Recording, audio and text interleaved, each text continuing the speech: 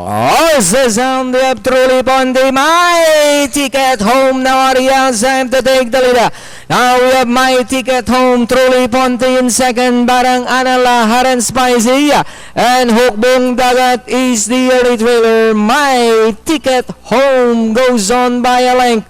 Truly Ponte in second, Pipelines Bodaback in third, Batang Anala, Haran Spicy in fourth, and Hukbong Dagat still racing in last inside the half mile. And that's still my ticket home by about 2 lengths.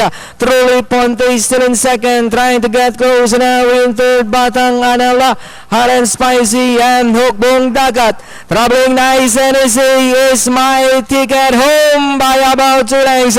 Truly Ponte still in second, Batang Anala, Haran Spicy, and Hukbong Dagat. And into the home stretch, my ticket home now by about 4 lengths.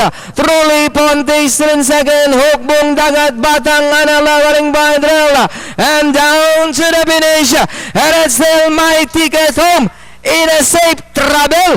You can go home now for my ticket home. Second, Truly Ponte, Haran Spicy, Hukbong Dagat, and Batang Anala.